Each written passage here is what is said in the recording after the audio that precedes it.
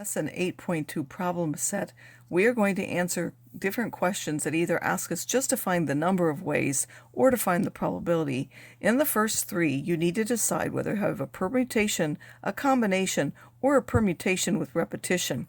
You have to consider whether there are different positions or orders that are important, and whether each player on the team is going to be treated the same or differently.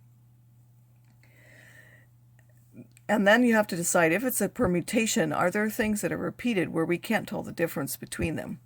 So in this says there are 5 positions. So is this a permutation or a combination?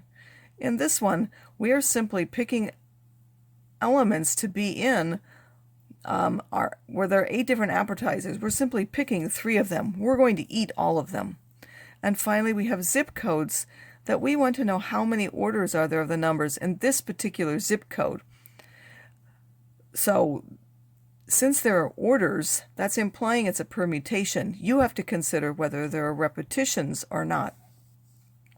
When we find the probability of each, we have to find the number of outcomes in the whole sample space, the number of outcomes in the event, and then to find the probability, we're going to take the number of outcomes in the event and divide by the number of outcomes in the whole sample space to find the probability.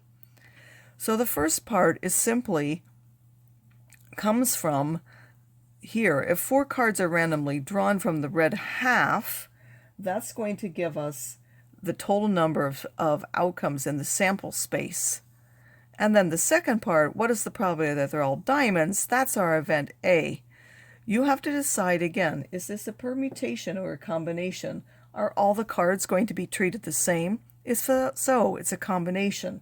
Then you're going to use a combination throughout the question. If the order is important and they will be treated differently, then you will use a permutation throughout the example. It says a certain motorcycle license plate contains 5 digits that are randomly selected. No digit is repeated. What is the probability of getting a license plate consisting of all even digits? Again, first of all, you have to consider whether it's a permutation or a combination. Will it be a different license plate if the digits come in a different order?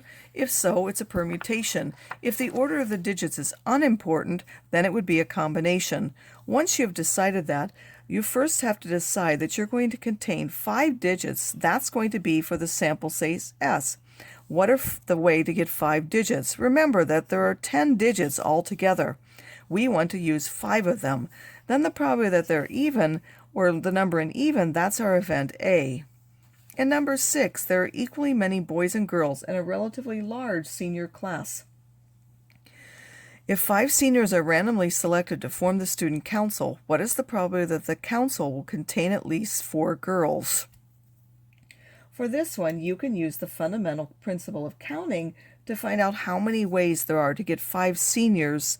Because we don't have how many seniors there are, we're assuming that this is a very large class, and we simply have to look at how many ways, or what are the different outcomes for the first senior. We're only interested in whether they're a boy or a girl. So for the first senior, it could be either a boy or a girl. For the second one, it could be either a boy or a girl. There will be 5, and at each way, there are 2 different things that we could have, either boy or girl. So the number in the sample space, you're simply going to have to take 2 and multiply how many times. Each time there will be 2 choices, and you're picking 5 different people. So there will be 2 times 2. You'd have to decide how many 2s. Again, you choose the first senior, the second senior, and so on. Then to find the number of outcomes that in A, you want to find the probability of getting at least 4 girls. So now from the 5 that you've chosen, you want to know how many ways there could be girls. So from those 5, you need to choose either 4 girls and 1 boy, or you need to choose 5 girls. From those 5 positions, you need to figure out how many would give you girls, 4 girls. And in the second one, you need to figure out how many you would have to have 5 girls. So you're going to add those 2 together, meaning you're going to take the number of ways from the 5 positions to have 4 girls and add to that from the 5 ways to choose 5 girls. this will be at least 5 girls. And then to find the probability of A, you're going to take this and divide by this. So now in the independent practice, for the first page, you are simply going to find probabilities. For each question, you will have to decide if it's a permutation, a combination, or a permutation with repetition. As a hint, I will tell you that there are 1, 2, 3 of them which are permutations. There are 1, 2, 3, 4 which are combinations. And then there are 1, 2, 3 of them that are permutations with repetitions. Make sure you look for those when you're answering the questions. Finally, the last part asks us to find probabilities.